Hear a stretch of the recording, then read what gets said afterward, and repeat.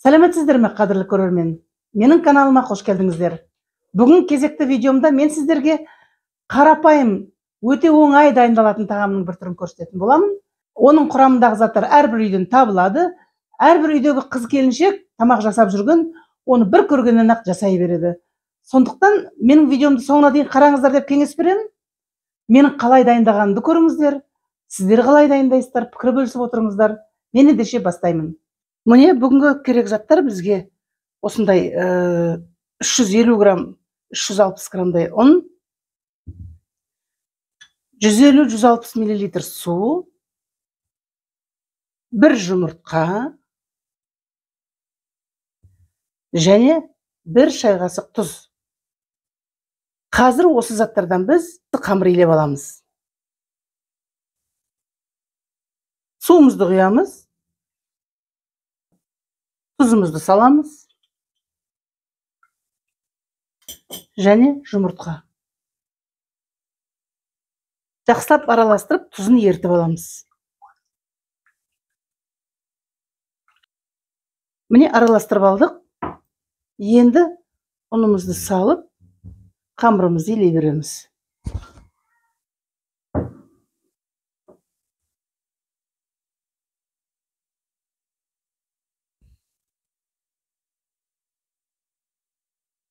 Ары қарай қолмен жалғастырамыз.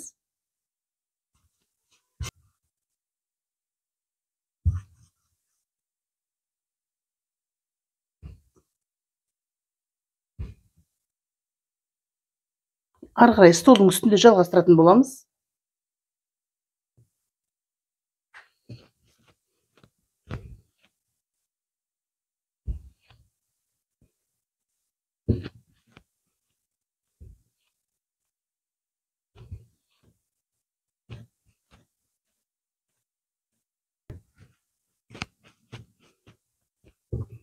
Міне қамырымыз біркелкі болды. Әдемі жұмсақ қамыр иленді. Енді ыдысына салып, бетін жауып қоямыз.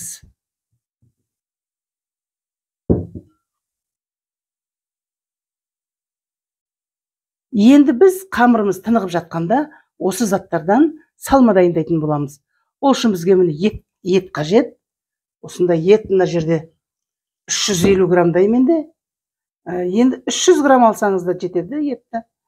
Және бір 100 граммдай құйрық, қойдың құйрық майы. Дәмі жақсы болсын деп құйрық май болмаса да ештеңе етпейді. Және мына 3 дана картоп және 2 дана пияз. Мына жерде дәмдеуіштеріміз, тұзымыз 1 шай қасық тола, және мына жерде ащы қызыл бұрыш, 1 шай қасық толтырылмай, паприка 1 шай қасық толтырып салдым, және мына жерде кориандр өтілген 1 шай қасық тола. Міне, қазір мен осыларды турап дайындаймын. Алдымен еттен бастаймын.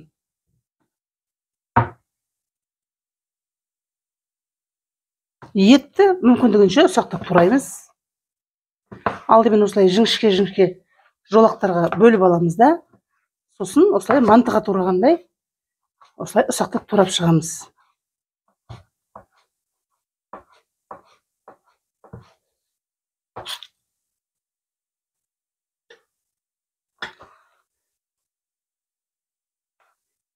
Егер мынандай жалпақтау болып жатса, оны тағы да жіңішке бөліктерге осылай бөліп аламыз.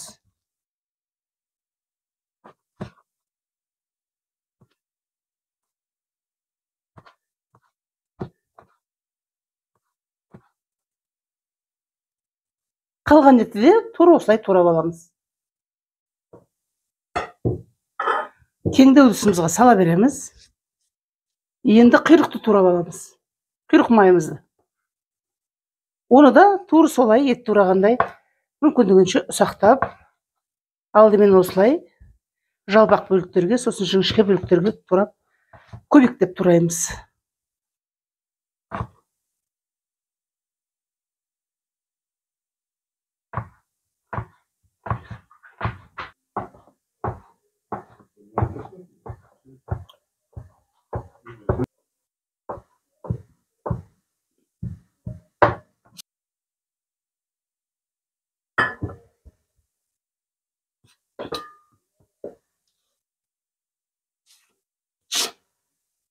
Енді картошкасын тураймыз.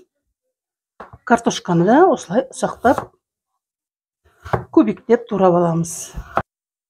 Асықпаймыз, біртіндеп осылай алдымен жалпақ, сосын кейін осындай ұзынша етіп, содан кейін барып кубиктерге бөлеміз.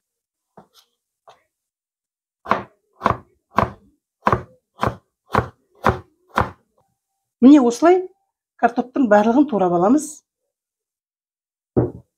Сөйтіп осы ет пен құйрық майдың жанына қосамыз.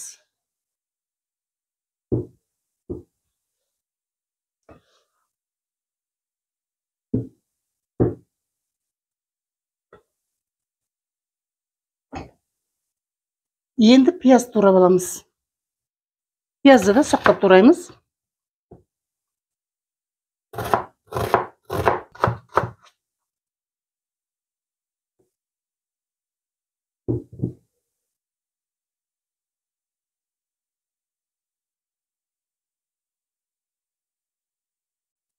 Енді мына дәмдеуіштерімізді саламыз.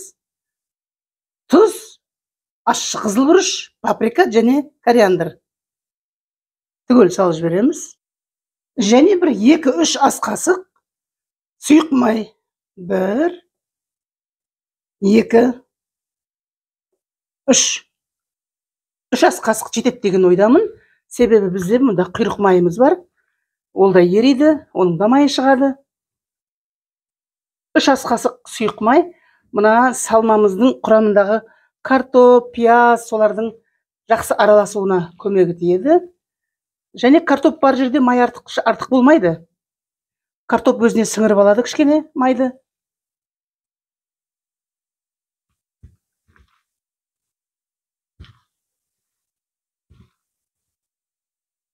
Міне салмамыз дайын. Енді қамырымызға ораламыз. Қамырымызға қайта ораламыз. Кішкене ұндап аламыз да, қамырымызды иленкіре жібереміз.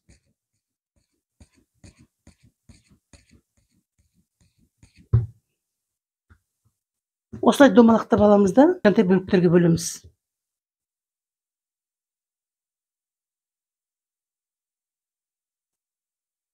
Екі бөлікке бөлдік, енді бұны тағы да бөлеміз кішкентай бөліктерге.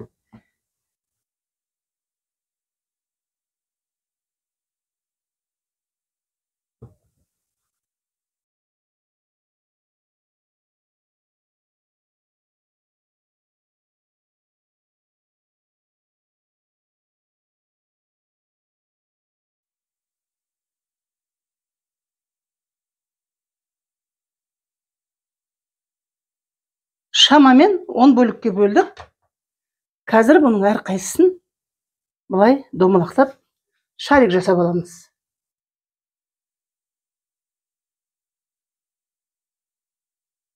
Әдемі жұмсақ қамыр шықты. Қатты жұмсақ емес, бірақ икемге жұмыс істеуге оңай, икемге келетін әдемі қамыр шықты.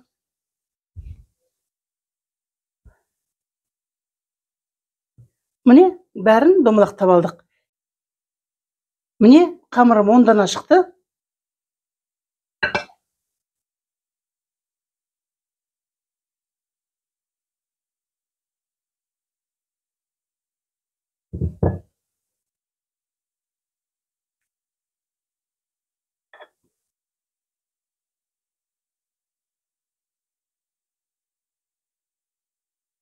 Енді қамырымызды біреулеп алып, жайып, арасына салмасын салатын боламыз. Басқа қамырларымызды ала тұрамыз.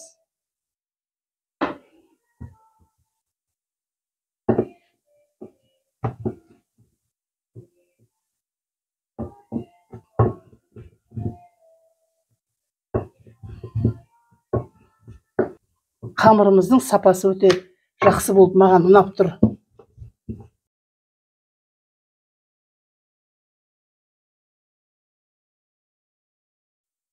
Міне бөліп қойған салмаларымызды біреулеп осылай саламыз да, әр порциясына осылай біреуін саламыз да, жайып, бәріне осы қамырдың бетіне түгел жайып орналастырамыз.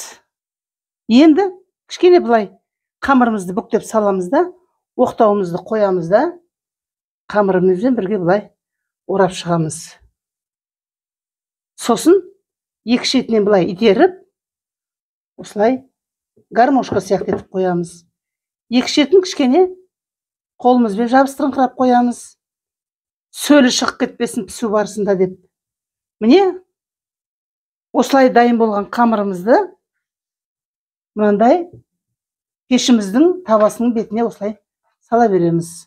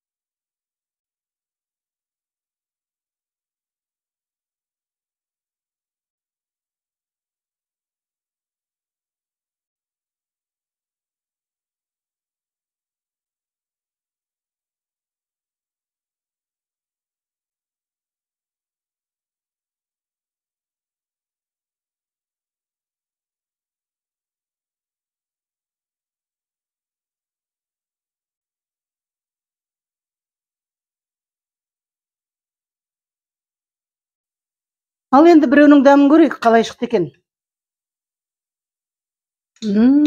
Уылжып тұр арасы деген. Сөлі шығып, пияздың, еттің, құйрық майдың, керемет міне. Осылай дәмді тағам асып пісіріп жеп тұрыңыздар, аса лайк басып, пікір қалдырыңыздар. Менің каналыма тіркеліп кетуді ұмытпаңыздар. Мен немерелерім осылай жейміз дейді. Қазір енді зиян деп жатады, бірақ бәрібір бұлар біздің қазіргі жастар осылай жеген жақсы көреді. Міне ас болсын. Қолмен жеген дұрыс ау деп ойлаймын да. Бұлай әдемілеп аласыз да. Сіздерге біреуін жеп көрсеткім келіп тұр. Керемет. Ауызға салсаң еріп тұр. Не деген дәм. Тойғаныңды білмей жей бересің ғой. Бір бастасаң тоқтамайсың. Мен жегім кеп баратыр. Кешкі астың уақытысы кеп қалды. Қарнымызды ашты. Міне, кешкі асқа керемет идея болады деп ойлаймын. Керемет. Күшті. Міне осылай жеп тұрыңыздар. Ас болсын.